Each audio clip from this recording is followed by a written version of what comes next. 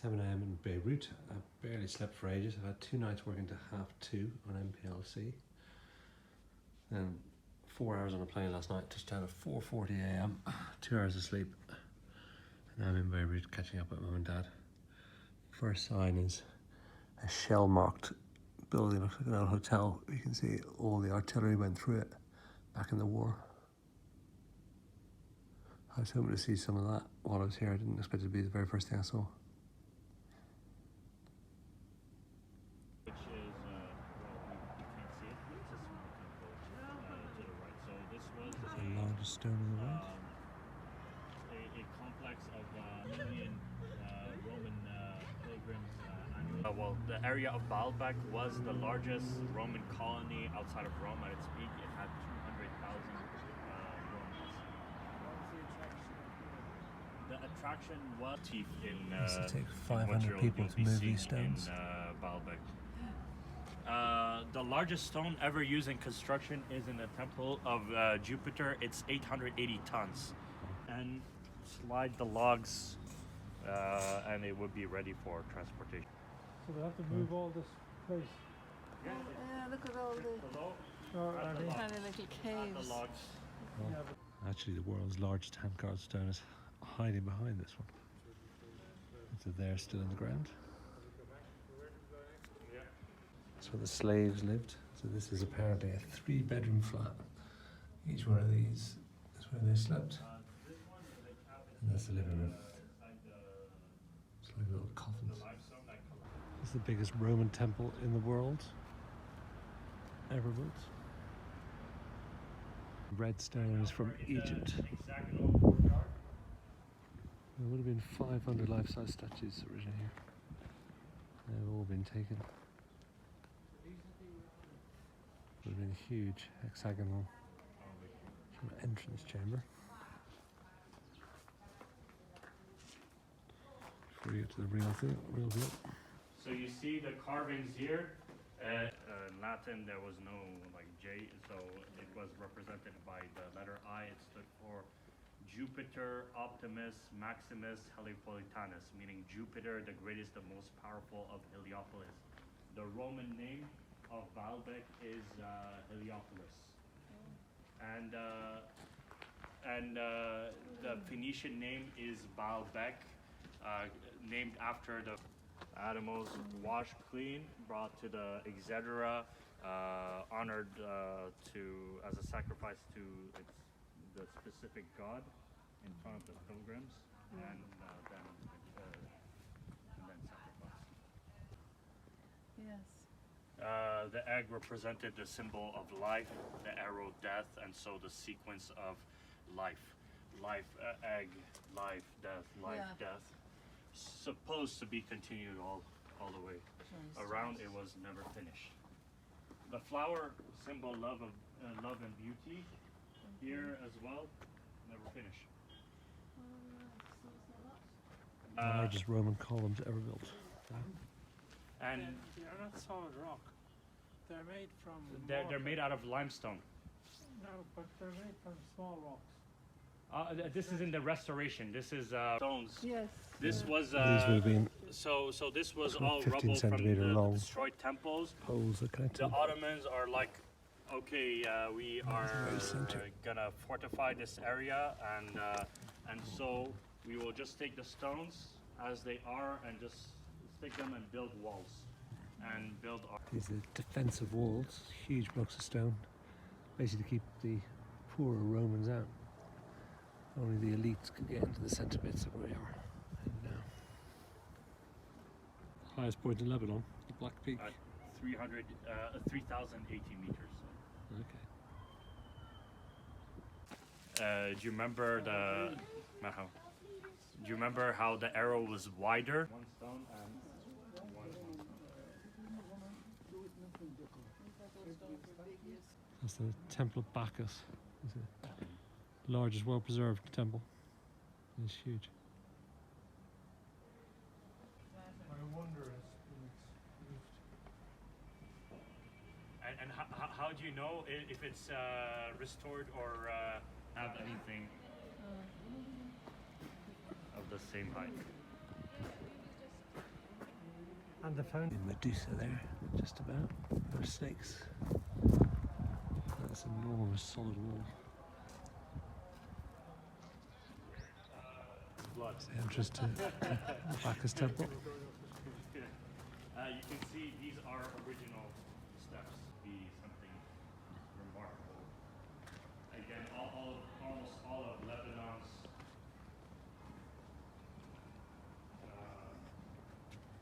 antiquities were stolen from Lebanon. You can see here again more symbols. One triangle and a second triangle, which looks exactly like the Star of David. Oh, yeah, I see that, yeah. Just down there. We're in the middle of Anjar. Amazing settlement. Copying the Romans. The big avenues. And apparently their empire collapsed about a year before they were supposed to occupy it and never really lived in. One for maids, one for guards, and these Inside were the for palace. guests. The guests, every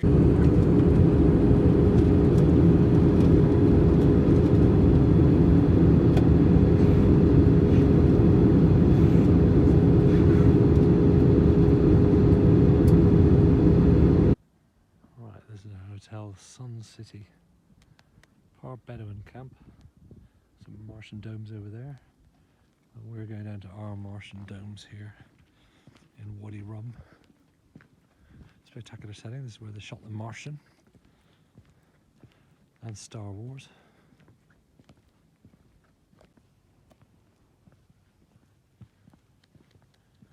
These look pretty crazy. Just checked in my Martian dome. It's really quite cool.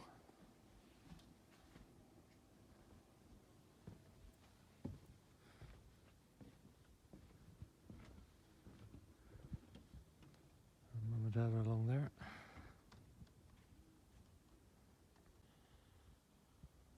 I'm going to check in, go to sleep. I've only had 2 hours sleep for the last 2 nights and 3 or 4 nights sleep for the other 2 nights before that. All trying to close MPLC, driving me absolutely nuts. Try and get some sleep now, or else go for a run. I was heading for dinner at night.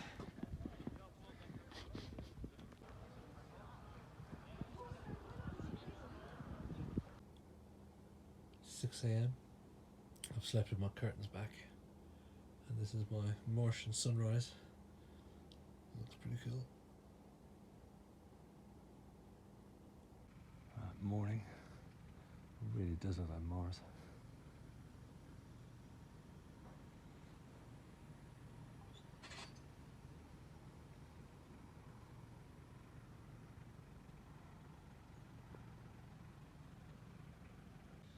Odd mix of hot and cold, so it's freezing overnight. You can see frost still on the wood here, even though we're in the middle of a desert. And now, time for breakfast. Little adventure.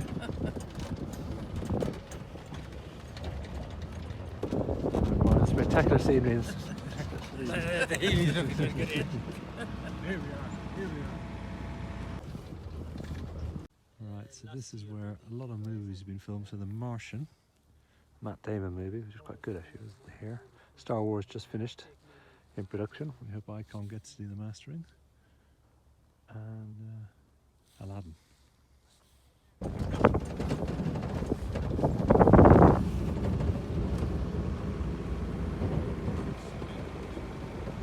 This is the 7 Pillars of Wisdom, which Lawrence Arabia used to name his book. This is where the movie about his life started. He was dead at 46. Well, Very young, wasn't Yeah, he? He was yeah. very handsome. Well, that guy who played him in the movie. achieved a lot. Ascending the sand dune. I'm walking in my own pace. Right, I have to leave the parents behind. Head up myself. Pretty spectacular view. Our camp is back over there behind the ridge.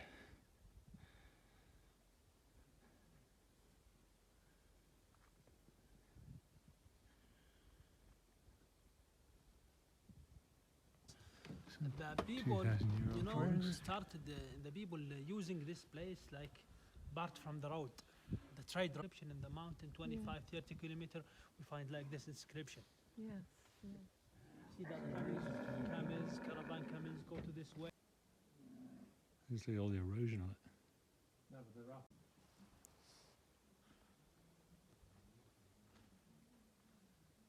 Of Arabia. That's himself. Yeah, 1917. Lawrence Arabia's Canyon. Canyon, yeah.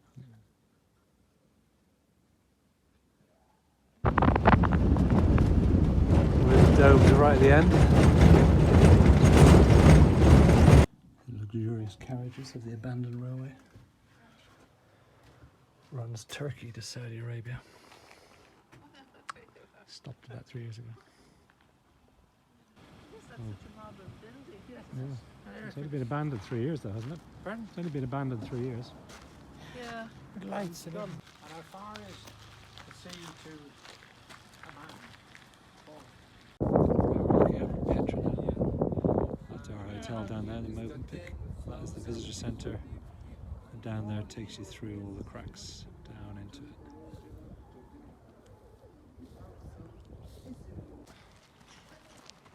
Which, as it sounds, is like a small version of Petra, just about half-hour drive away. 100 meters. Tomorrow you go on Big Betras, only Sieg in Big Betra 1 kilo, 1.5 meters. Through the Sikh and into the heart of it. It's their water cistern.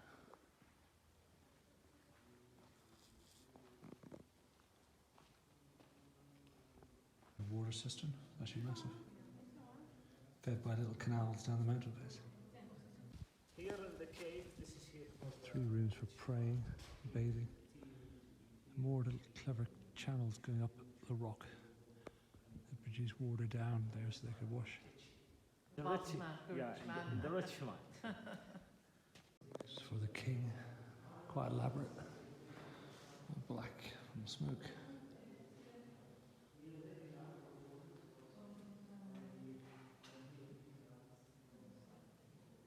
The water used to come down here, down that little track,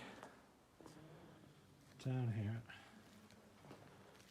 and into a filter of sand and stones before we go down into the cisterns.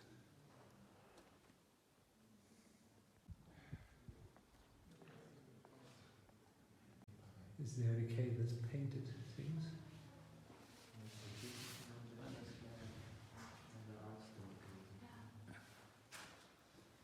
Where they drank wine. This is the colors. This is the colors you went in the painting. Yeah. Climbing up the top, it's a pretty amazing view. All these weathered sandstone hills. The Movenpick Hotel is pretty cool. Very great traditional room. Amazing detailing on the roof. This is just the bar. First thing you come across, 3 tombs. But there are little caves absolutely everywhere. Petra's enormous. It's about a 4.5 mile walk into the centre of it. And it's a 40 square kilometre city. Bill Gates' tomb. Very rich man's tomb. Start of the Sikh, the narrow passage which leads to Petra. But he was fed by this little aqueduct here from a mattress spring far away. These are the main doors. They fall down.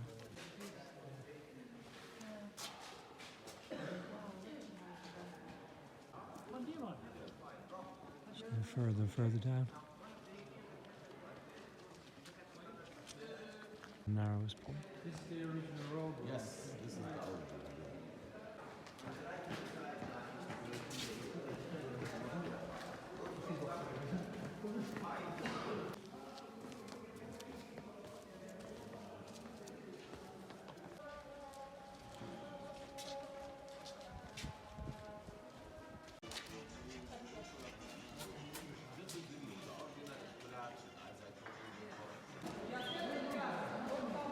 first glimpse of the treasure.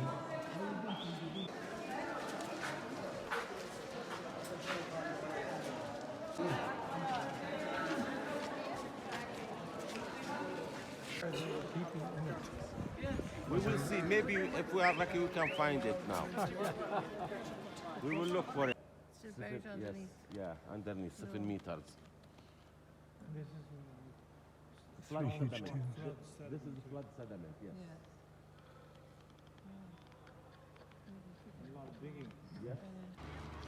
This hill is full of tombs.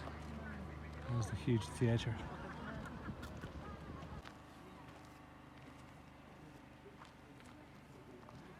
The Roman style theatre.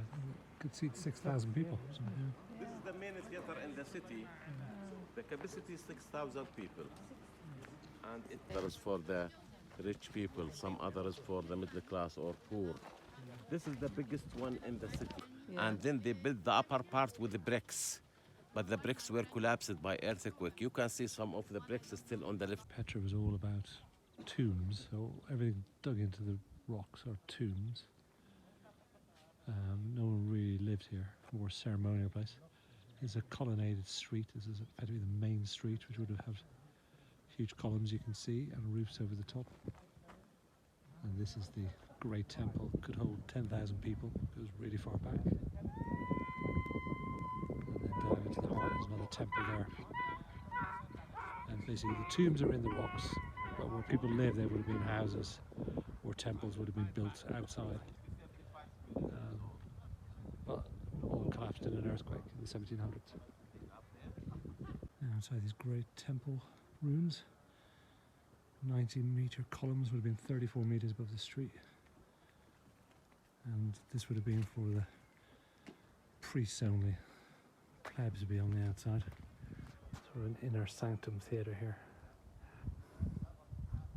There's a perfect hexagonal floor. All about 2,000 years old.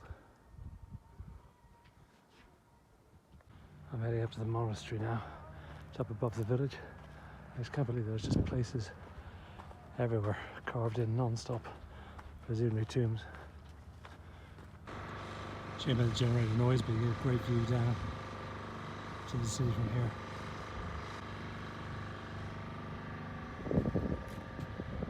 You can just see the monastery up at the top. Known as the monastery, it's the tallest surviving structure in the whole area. Amazing. Heading back down. See all those tombs in the distance.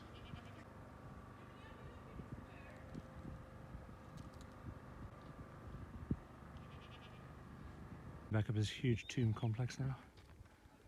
Sun is lower in the sky, makes everything look more dramatic. There's two in the whole place. Absolutely enormous. One of the few has brick at the top.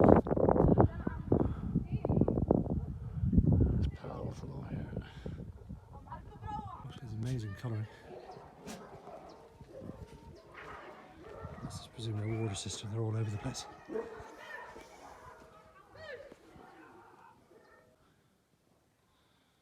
Yeah, there's amazing colours in the rock. See how colossal this is.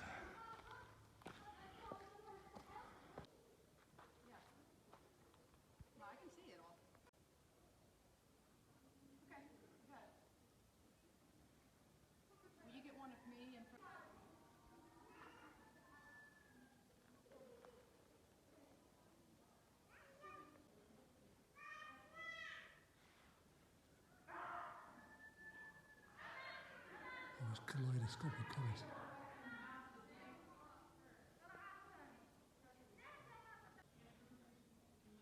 Colours are almost psychedelic.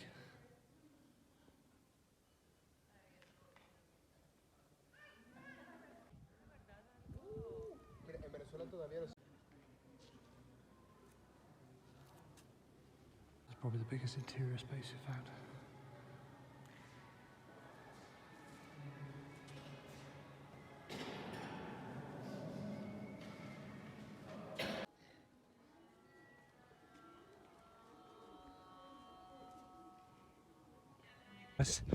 Not humans, goats and stuff like that over the top of this hill. This is the middle of the Tomb Valley, basically. Tombs everywhere. Official altar. They would have done it there. Well, looking over the whole Petra complex, there's all the tombs we've been coming up from. And the major temple down there. And this would have been where they watched it. That's the modern city of Petra behind. This is probably the best viewpoint of the whole site. That is down in the heart of the village with the two huge temples. Over behind that hill is the monastery I climbed up to. That's the colonnaded street down there.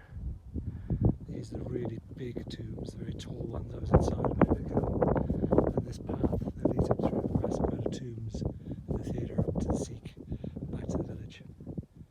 And the village is over there. Right, that's my last big climb of the day finished. Look at this strange skull-like rock down over the valley, the backside of Petra. Steps have all been carved by hand. You can see all the chisel marks all the way down to the valley floor. Steps have all been carved by hand. Chisel marks down maybe 40 feet, all the way down to the valley floor.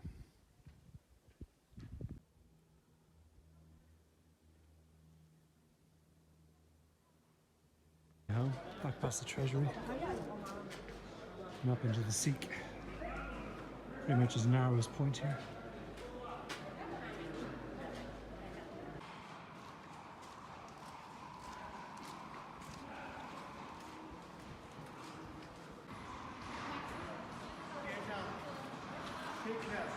This is the original river which carved the Sikh and created the entrance to Petra. So what they did, the Nabateans built a dam, blocked it off, and created this tunnel to send the river away so it wouldn't drown the village out. It's Petra by night, crunching our way down. Very pretty.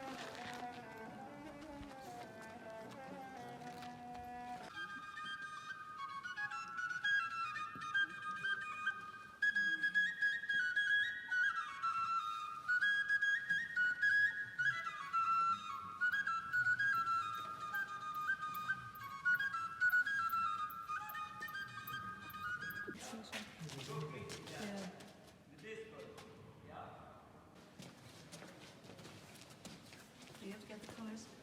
Yep. Good. Okay, so we left Petra, we're at Wadi Araba, about to descend down towards the Dead Sea. You can see all the way to Israel here, yeah, in Palestine.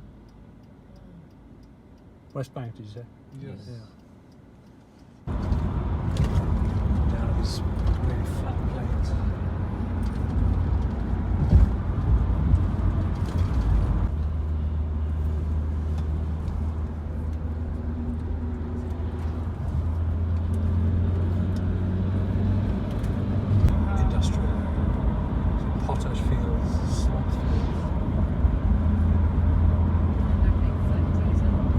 Apparently Lot's wife turned to stone for the tourists. They're at the Dead Sea proper now. The stuff I showed before was actually just draining pools for the potash and salt industry. But it's losing a metre in height every year. Basically because of those industries, because the Jordanian River, Jordan River is being diverted.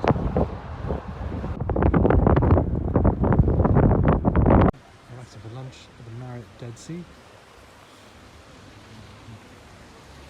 Mount Nebo, which gives you views over lots of the Holy Land, if there wasn't a mist. There's a Dead Sea down there. Jerusalem over there somewhere. and Amman over there. Amman's where we're spending tonight. Just lots of white houses, called the White City.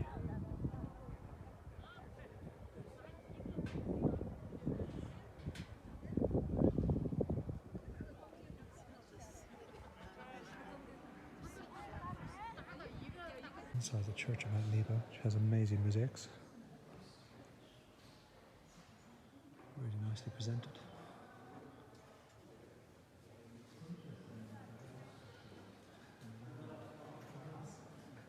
In St. George's Church, this is a map of the Holy Land. So pilgrims used to use to find their way around.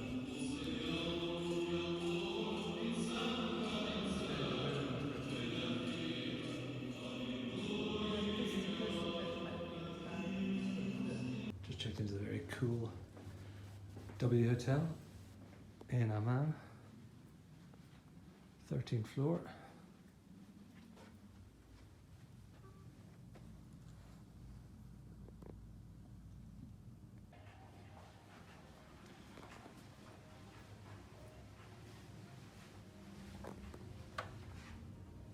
Very cool hotel. This is the canyon. It's supposed to look like a Sikh within the W Hotel. Disco balls.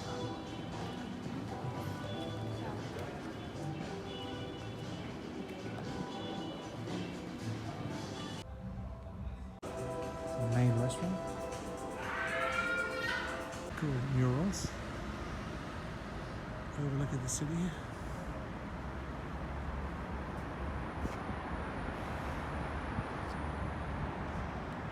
That's the Tower of W itself.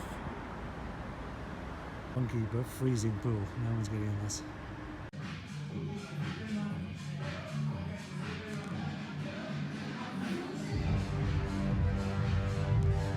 Dad started drinking vodka. He's a teenager. The environment.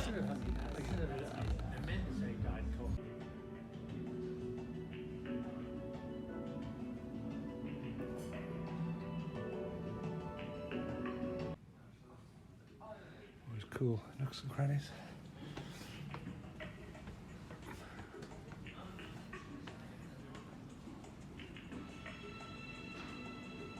Downtown Amman, Central Wall. I'll try some Jordanian sweets down in Arab backend. This is having a kunafa.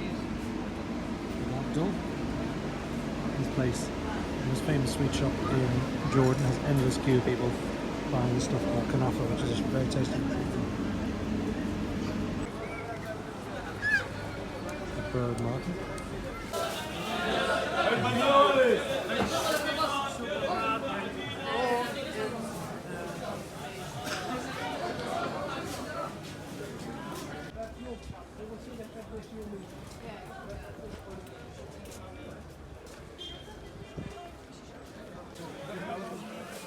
The very cheapest bit of the cloth market.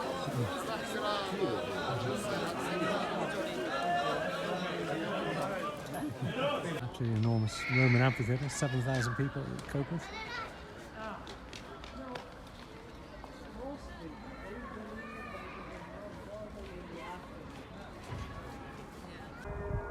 It's the Muzayyin sounding out over the city. Amphitheatre we're just at. The Citadel we're at.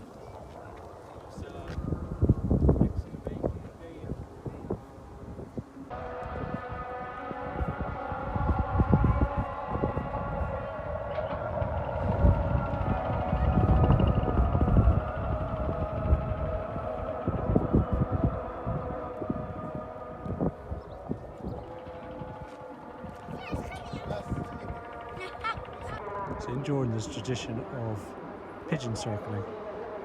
Apparently you train pigeons to fly in circles. The people who do it are very much looked down upon, but it's common to see this happening quite a lot.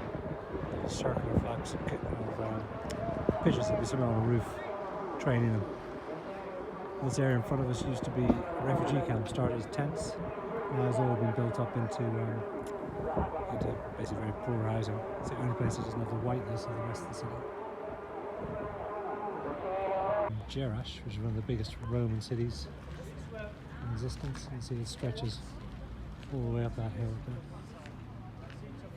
This is the Hippodrome. Just a few seats left, but it would have sat 15,000 people in its heyday. So the chariots would have thundered down here, around the other side, around that pole, back again. Inside the city, this is the Forum, which is huge. And the main corridor, the main street columns are there. Zeus's temple.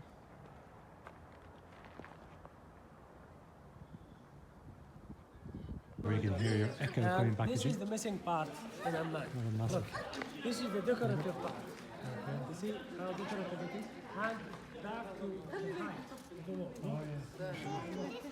So this is the front of it. So it is 100%.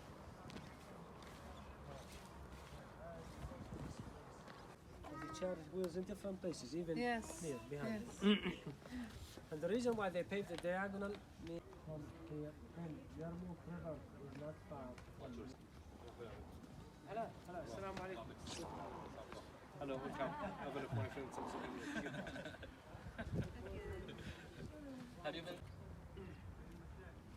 One of the names of the city of Jerash is Pompeii, the east.